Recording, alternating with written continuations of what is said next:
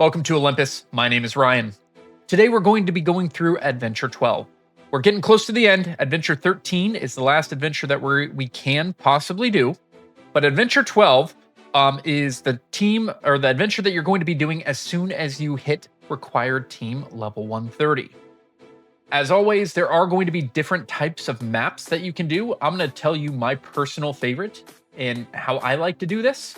But there are other ways that you can do these maps, and you can check out the Hero Wars wiki to see the different types that some players go for.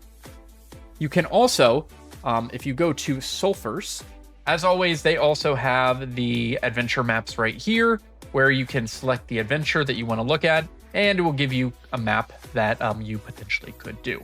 Now, the wiki also houses some of the static buffs that you're going to run into.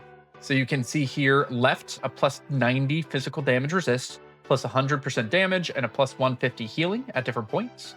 The right is the same thing except for a 90% magic damage resist, and then the middle is pure physical and magic damage resist and damage and health. So in this case, middle is going to be the hardest path to take because you need to have multiple different types of teams. Now on this one, we have the Warrior Swiftness, which speeds up skill down for warriors by 50. It increases the physical attack for warriors by 75, so warriors are going to be really good here, and speeds up the pet's skill down. So let's go ahead and jump into it and kind of give you an idea of what I like to look at whenever I join an adventure and my strategy here. So we're going to begin this. And again, I'm on alternate account, so this one doesn't have that strong of a team. So first off, I want to make sure that the path that I go is going to be the correct one. We can see here that's the 200 health team. We're still checking, and I think it's up here. This one is just increases damage dealt by 50. This one is plus 90 magic damage resist. That is important.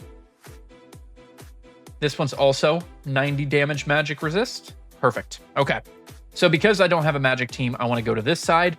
You're going to be going to number 9 first. Now, number 9 will knock out the buff for number 6 and number 12. So it's going to be helping whoever goes up the middle. So I will go ahead and use this team. You can use it. See, it's just a physical attacking team with some support. And we'll skip the battle here and win that. That will take down that buff. And that will allow me to go to number 3. So number 3 is going to be my next target. And you can see there's like this little path. So I can move back and take number 3. So we're going to go ahead and do that. Then I'm going to go to number 6. And I'm going to start moving up the right lane. Now, because I have a physical attack team, I hopefully won't run into too many issues. But if you do have a magic attack team, you probably want to do the exact opposite strategy. You probably want to go out the left lane because they have a physical attack debuff where that would really hurt my team. But if you have a magic attack team, it won't really do anything for you. So with number 10, we're going to go to number 22, knock out this tower that protects number 21. We'll skip that battle. There we go. And we'll go to number 31. And this, once we come here, this is where there's going to be a lot of different people's opinions. And I'm going to give you mine. So there's really kind of two paths you can take. You can take the 36, the buff, and wait for this number 29 to be debuffed.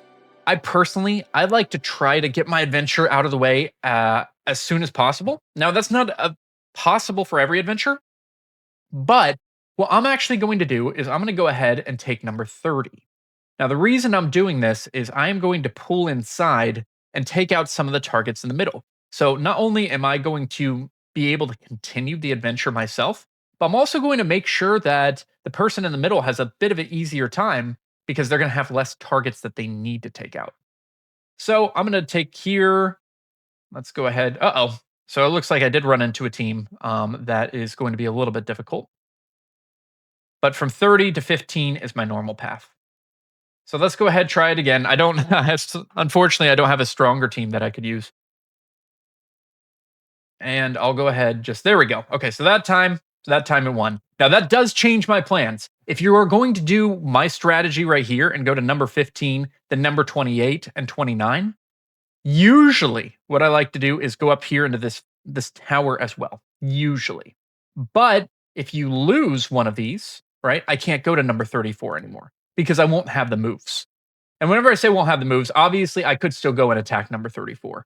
But whenever I say I don't have the moves, is it means that I also wouldn't be able to take these two down here, which my route was going to be go up here, take number 34, and then move down here, take 21, and then take 13. Because I missed one of the attacks, I can't take 34 anymore and take both of these. So what I'm going to do, I'm just going to go ahead, skip that. I'm going to let and trust that the person on the left side is going to be able to take that upper tower. And I'm going to move down and take these two spots. And this one might be a little bit difficult too because they have a lot of extra health, but we'll see if we can beat them. Here we go. Okay, we were. All right. So now I have one move left and I'm finished. I'm finished with this adventure. Now, the reason I like that path is because it does allow me to finish my adventure without having to wait on someone. And you can only do that in a couple of adventures. So it is kind of nice and it helps the person out in the middle. The negative here is that usually the person in the middle will have to come up, they'll fight the boss, and then they'll probably have to go take either number 36 or number 32, assuming that the person who joins after me does the exact same strategy that I did and cuts through, takes 14, 26, 25, number 34, then moves back down here for 17 and 11. So they'll have to choose one of the paths, 36 or 32, that they'll have to take to complete the adventure. But it really isn't that difficult. They should have plenty of moves to do that. That is Adventure 12. Thanks so much for watching, and we'll talk with you soon.